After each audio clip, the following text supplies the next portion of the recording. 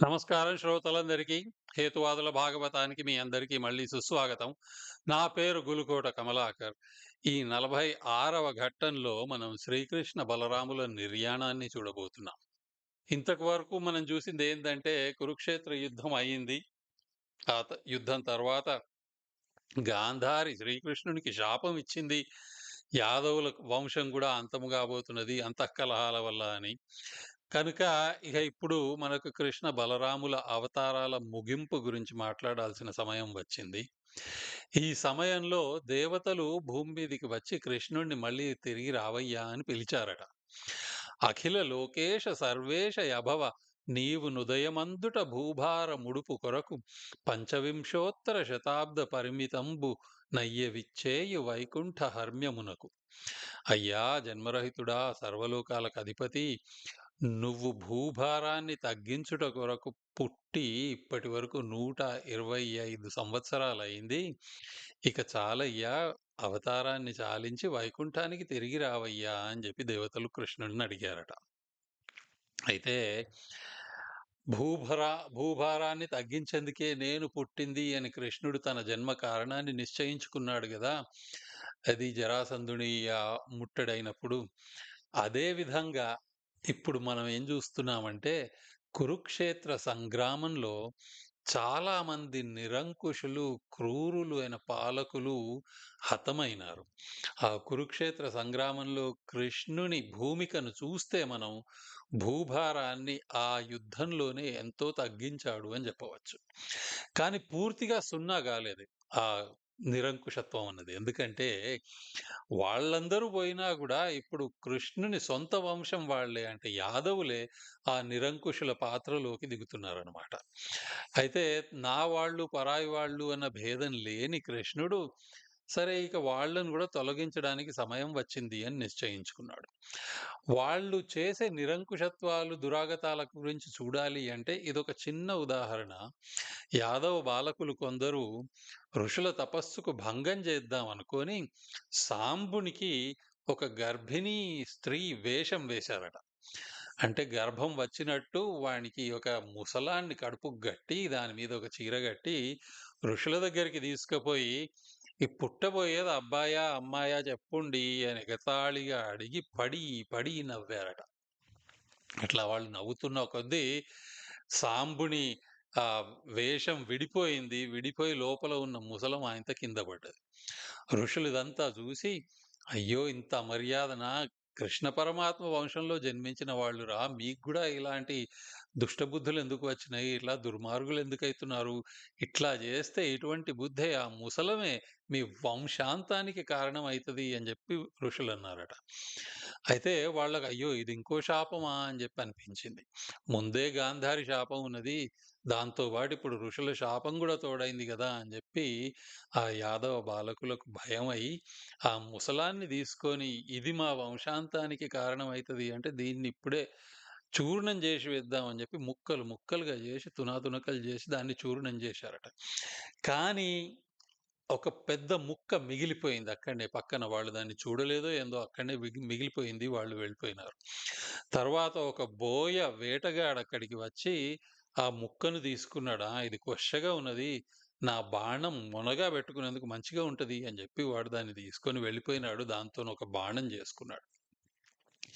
ఈ సమయంలో కృష్ణునికి అపశకునాలు కనిపించినాయి. వాటన్నిటిని చూసి యాదవ వంశం తన వంశం అంతం కాబోతున్నది అన్నది ఒక తెలుసుకొని భవిష్యవాణి అందరినీ పోయి ప్రభాస తీర్థానికి వెళ్ళిపోండి. ఎందుకంటే ఈ ద్వారకా నగరి ఇంత మహత్తరంగా కట్టిందైనా కూడా ఇప్పుడిక ఇది సముద్రంలో కలిసిపోబోతున్నది అని చెప్పి జోస్యం చెప్పాడు ఆ అపశకునాలను బట్టి కృష్ణుడు. అందువల్ల అందరూ ద్వారకను విడిచిపెట్టి ప్రభాస తీర్థానికి వెళ్ళిపోయినారు. ఉద్ధవుడు కృష్ణునితోనే ఉంటా అని చెప్పి ప్రయత్నం చేస్తాడు. కానీ కృష్ణుడు ఉద్ధవునికి ఆఖరి హితబోధ చేస్తాడప్పుడు ఓదారుస్తాడు. ఉద్ధవా, నీకు నా పట్ల ఉన్న భక్తి, ప్రేమ ఎంతో ప్రశంసనీయమైనవి. అయినా గూడా నువ్వు ఈ భౌతిక కాయాన్ని బట్టి ప్రేమను, భక్తిని వ్యక్తం చేస్తున్నావు. అట్లా గాదు. ఆ ప్రేమ, భక్తులను నువ్వు దేవుని పట్ల భక్తిగా మార్చుకో. దేవుడు సర్వత్రా ఉన్నాడు. ఒక్క నా భౌతిక కాయంలోనే కేవలం కృష్ణుడిలోనే ఉన్నాడు అని అనుకోవద్దు అని చెప్పి కృష్ణుడు ఉద్ధవునికి హితబోధ చేశాడు. చేసి అందరినీ నేను ప్రభాస తీర్థానికి పంపా. నువ్వు బదరికాశ్రమానికి పో. అక్కడ ఋషులు, మునులు ఉన్నారు. వాళ్ళ దగ్గర నువ్వు దేవుని పట్ల భక్తి ఎట్లా చేసుకోవడం, కృష్ణుని పట్ల నీకున్న భక్తిని దేవుని వైపు ఎట్లా మార్చుకోవడమో వాళ్ళ దగ్గర నేర్చుకోవచ్చు. అక్కడికి పో అని ఉద్ధవుడిని బదరికాశ్రమానికి పంపించాడు. ముందు అనుకున్నట్టే అపశకులాలు చెప్పినట్టే యాదవుల మధ్యన అంతఃకలహాలు మొదలైనయి. మొట్టమొదట అవి చిన్న చిన్న విషయాల మీద కలహాలుగా ఉండే. ఏదో విలాసంగా ద్వారకలో ఉన్నవాళ్ళు ఇప్పుడు వచ్చి ప్రభాస తీర్థానికి వచ్చారంటే ఏవో చిన్న చిన్న కొట్లాటలయితాయి గదా! అవయినయి. అవే క్రమంగా తీవ్రమైనయి. వాళ్ళిగ కొట్లాటల నుంచి పోరాటాలకు వచ్చిన ఏదో చిన్న చిన్న పేచీలు వచ్చి యుద్ధాల కిందికే దిగినయి. అలా ఒకరినొకరు వాళ్ళు చంపుకున్నారు. అంతటితో కృష్ణుడి వంశం అంతమైంది. బలరాముడిదంతా జూస్తున్నాడు. కానీ నిబ్బరంగా భరించి, ఇక నా అవతారం అయిపోయింది అని జెప్పి ఆయన అరణ్యంలోకి బోయి, యోగ మార్గం ద్వారా తన భౌతిక కాయాన్ని త్యజించాడట. మరి కృష్ణుడు గూడా ఒకసారి ఈ సందర్భంలో ఒక చెట్టు కింద పడుకొనున్నాడు. అప్పుడు మన బోయ వేటగాడు, ముసలాన్ని తీసుకొని బాణం జేసిన వేటగాడు ఆయన పాదాలను చూసి దూరం నుంచి ఏదో ఆకు మాటు నుంచి, చెట్ల మాటు నుంచి చూశాడు గనుక దాన్నొక జింక అనుకున్నాడు. జింక అనుకుని బాణం వేశాడు. ఆ బాణం కృష్ణునికి తగిలి కృష్ణుని ప్రాణాలు పోయినయి. అయితే ఆయన కృష్ణావతారం ముగిసింది. కానీ అంతకు ముందు ఆ బోయవాడు అక్కడి దగ్గరికి వచ్చి చూసి, "అయ్యో స్వామి! ఎంత పొరపాటయిపోయింది నా వల్ల" అని దుఃఖిస్తుంటే కృష్ణుడు వాడిని ఓదార్చాడట. "లేదు, లేదు. నువ్వు జేసిన దాంట్లో ఏమీ తప్పు లేదు. ఇది నా కర్మల ఫలితం. ఇది కావలసిందే. నువ్వు జేసిన దాంట్లో ఏమి తప్పు లేదు. నువ్వు నీ కర్మ జేశావు. దాంతో నీకేం పాపం తగలదు" అని జెప్పి వాణ్ణి ఓదార్చి కృష్ణుడు తన భౌతిక కాయాన్ని విడిచిపెట్టి వైకుంఠానికి వెళ్ళిపోయినాడట. ఆ విధంగా మనసారథి మనస చివుడు మనవీయము మనసకొండు మన బాంధవుడున్ మన విభుడు గురుడు దేవర మనలను దిగనాడి చనియ శ్రోతల్లారా. మనం అన్నాము భాగవతం మొదలుపెట్టడం కృష్ణ నిర్యాణంతో, తర్వాత అంతాన గూడా కృష్ణ నిర్యాణం ఉంటదని. మనం మొదటి రోజునే అర్జునుడు కృష్ణ నిర్యాణం సంగతి వార్త సభలో చెప్పుకుంటూ ఈ పద్యం చదివాడు. అదే పద్యాన్ని మనం ఇప్పుడు గూడా గుర్తు చేసుకుందాము. ఎందుకంటే మనకు ఇన్ని పాత్రల్లో సహాయం చేసేవాళ్ళు సారథిగా, సలహాదారుడుగా, వియ్యంకుడు, స్నేహితుడు, బంధువు, ప్రభువు, గురువు, దేవుడు ఇన్ని విధాలుగా మనకు సహాయం చేసేవాళ్ళు మన జీవితంలో వాళ్ళంతా నిమిత్త మాత్రులు మాత్రమే. వాళ్ళందరిలో గూడా మీరు దేవుణ్ణి చూడండి అని చెప్తున్నాం కృష్ణుని జన్మ ప్రకారం.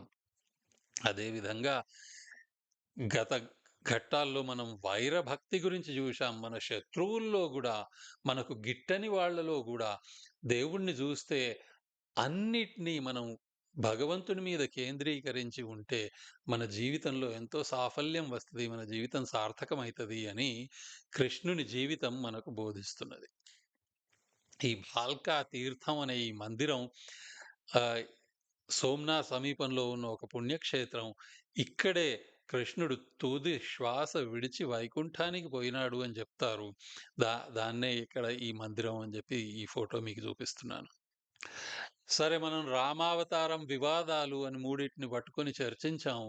ఇక కృష్ణావతారంలోని వివాదాలంటే కోకొల్లలుగా ఉన్నాయి.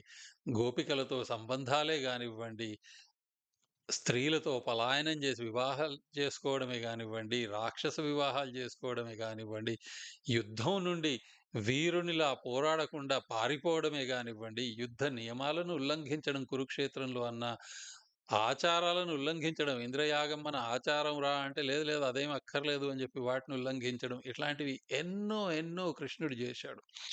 కానీ ఈ వివాదాస్పదమైన కార్యాలన్నిటి లోపల గూడా ఒక మహత్తరమైన సందేశం ఉన్నది. అదేందంటే సొంత బుద్ధిని ఉపయోగించు, స్వతంత్రంగా ఆలోచించు అని. ఈ నియమాలు, సాంప్రదాయాలు అన్నవన్నీ ఉన్నయి. అవి సంఘం నీకు జెప్తున్నది ఏం జెయ్యాలి, ఏం జేయగూడదు అని. కానీ వాటన్నిటిని విడిచిపెట్టి సొంత బుద్ధిని ఆలోచించి న్యాయాన్ని, ధర్మాన్ని, వ్యక్తిగత స్వాతంత్ర్యాన్ని ఇట్లాంటి ఉన్నత ఆశయాలను నిలబెట్టాలి అంటే ఈ నియమాల వెనుక దాక్కొని అయ్యో! నేను ఈ నియమం ప్రకారం చేస్తున్నా గాని అక్కడ అధర్మం అయితే నాకేంది? నేను నియమం పాటిస్తున్నా అనగూడదు. ధర్మాన్ని రక్షించాలి అంటే ఏదో మామూలు నియమాలను ఎప్పుడైనా ఉల్లంఘించవలసి వస్తే ఉల్లంఘించాలి అని అంటాం. వీరోచితంగా పోరాడటం ధర్మం అంటారు. కానీ అంత పెద్ద ముట్టడి వచ్చినప్పుడు అక్కడనే పోరాటం చేస్తే ఎంతమందో జనం చనిపోవచ్చు. అందుకోసమని యుద్ధం నుంచి పారిపోయిన వాడిలాగా రణచోడైనాడు కృష్ణుడు. దూరానికి తీసుకుపోయి కాలయవనుడిని అక్కడెక్కడనో వాడిని హతం చేశాడు. ఆ విధంగా మనం చూసుకుంటే నియమాలను ఉల్లంఘించడం తప్పు గాదు. కురుక్షేత్రంలో గూడా యుద్ధ నియమాలను ఉల్లంఘించాడు అనంటాం. ఉల్లంఘించమని పాండవులకు సలహా ఇచ్చాడు అనంటాం. అంటే మరి ఆహ్, అధర్మాన్ని చంపాలి అంటే ఈ యుద్ధ నియమాల వెనుక కూర్చొని ఇగ నాకైతే చేత గాదు అనడం గాదు. మనం కావలసిన దానికి ఉన్నత ఆశయాలకు పోవాలి అంటే మామూలు నియమాలను, సాంప్రదాయాలను ఉల్లంఘిస్తే తప్పు లేదు అని సొంత బుద్ధిని ఉపయోగించి ధర్మం కోసం స్వతంత్రంగా ఆలోచించి ఈ నియమాలను మనం ఆహ్, బ్రేక్ చేయవచ్చు అని జెప్పి కృష్ణుడు చెప్తున్నాడు. ఒక మనం కృష్ణుని కథ ముగించే ముందు ఈ యొక్క ఆలోచన గురించి చర్చిద్దాం. అదేందంటే మీరు వాస్తవంగా జూస్తే కృష్ణుని జీవితం కష్టాలతో కూడుకున్నది. పుట్టింది చెరసాలలో, పుట్టంగానే చంపేందుకు కంసుడు రెడీ ఉండే. ఎలాగో తప్పించుకొని గోకులం బృందావనానికి పోయినాడు అంటే అక్కడ చంపేందుకు ఓళ్ళ తర్వాత ఓళ్ళు రాక్షసులు వస్తూనే ఉన్నారు. సరే వాళ్ళ నుంచి ఎట్లాగో తప్పించుకొని మళ్ళీ మథురకు వచ్చాడు. వచ్చిన తర్వాత కంసుడిని గూడా చంపాడు అంటే దాంతో ఆగినయా అంటే లేదు. తర్వాత నిరంతరంగా ఈ జరాసంధుడని, కాలయవనుడని ఓళ్ళ తర్వాత ఓళ్ళు దాడి, ముట్టడి అది ఇది అని. సరే అవన్నీ గూడా తప్పించుకొని అందరిని తీసుకొని నేను ద్వారకకు పోతా దుర్భేద్యంగా ఏదైనా కట్టుకుంటా అంటే, సరే దాంతో మాత్రం ఏమన్నా ఆగిందా అంటే లేదు. ఆయన పెళ్లి చేసుకుందాము అనుకుంటే ప్రతి పెళ్లిలో గూడా ఏదో ఒక లొల్లి అది ఇది. వాళ్లకు వధువుకి ఇష్టమైంది గదా! వరునికి గూడా ఇష్టమైంది పెళ్లి చేసుకొని అని కుటుంబాలందరూ వచ్చి ఆనందంగా జూశారా అంటే లేదు. దాంట్లోపల ఏదో ఒకటి అక్కడ లొల్లి, ఇక్కడ నీలాపనిందలు, ఇక్కడ ఆహ్, జాంబవంతునితోని పోరాటం ఇట్లాంటివన్నీ అయినాయి. సరే అవన్నీ అయినా గూడా తర్వాతన్నా అందరూ ఆయనను ఓహ్! గొప్పవాడు, గొప్ప పనులు సాధించాడు అని జెప్పారా అంటే లేదు. కొందరు ఆయన భక్తులు అన్నారు ఆ మాట నిజమే. కానీ మిగతా వాళ్ళు ఇంద్రప్రస్థంలో శిశుపాలుడు రాజసూయ యాగం అప్పుడు, హస్తినాపురంలో కౌరవులు రాయబారిగా వచ్చినప్పుడు, మిగతా ఎన్నో ఎన్నో సందర్భాల లోపల ఈ పెద్దవాళ్ళు అంటే రాజులు, మంత్రులు లాంటి వాళ్ళు ధిక్కారం, అవమానం అట్లాంటివే కృష్ణునికి. అయితే అంత వాస్తవంగా జూస్తే అంత కష్టాల్లో కూడుకున్న జీవితం అయినా గూడా మనం కృష్ణుని జీవితాన్ని ఎప్పుడు గూడా దుఃఖభరితమని అనుకోం. ఎంతో మధురమైందని, ఆనందమయమైందని అనుకుంటాం. ఇక్కడ చూడండి మనం ఏకశ్లోకి రామాయణంలాగా ఇదో ఏకశ్లోకి భాగవతం ఉన్నది. ఒక్క శ్లోకంలో భాగవతం అంతా చెప్పేది. ఆదౌ దేవకీదేవి గర్భజననం గోపీగృహే వర్ధనం మాయాపూతన జీవితాపహరణం గోవర్ధనోద్ధారణం కంసచ్ఛేదన కౌరవాదిహననం కుంతీసుతాపాలనం హేతద్భాగవతం పురాణకథితం శ్రీకృష్ణ లీలామృతం. అంటే శ్రీకృష్ణుని కథ శ్రీకృష్ణ లీలామృతం అంటే కృష్ణ లీలలు అనే అమృతంతో నిండిన ఎంతో మధురమైన గాథ అని చెప్పుకుంటున్నాం. ఎందుకట్లా? ఇన్ని కష్టాలున్నా గూడా అది మధురమైన గాథ ఎందుకు అంటే, మనం కృష్ణ లీలల మీద దీక్ష బెడతాం, ధ్యానం బెడతాం.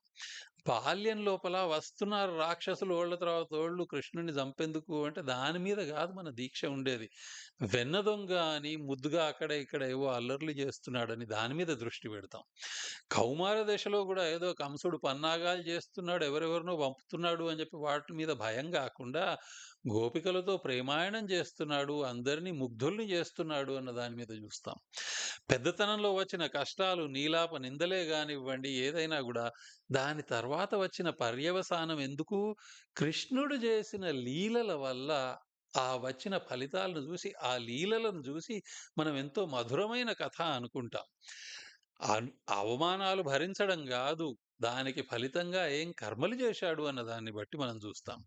ఆ విధంగా మీ జీవితంలో గూడా కష్టాలు వచ్చినప్పుడు, ఆ కష్టాల మీద, బాధ మీద గాకుండా, మీరు మీ కర్మల మీద దృష్టి బెడితే, అంటే దీనికి నేనేం జెయ్యాలి అన్న దాని మీద దృష్టి బెడితే, అప్పుడు మీ కఠినమైన జీవితమైన దాన్ని సులువుగా భరించవచ్చు, లేదా ఆనందమయంగా మార్చుకోవచ్చు.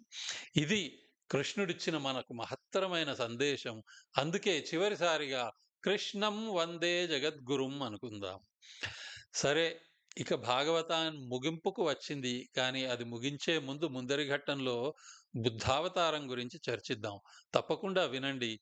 ఇంతవరకు విన్నందుకు ఎంతో ధన్యవాదాలు. నమస్కారం.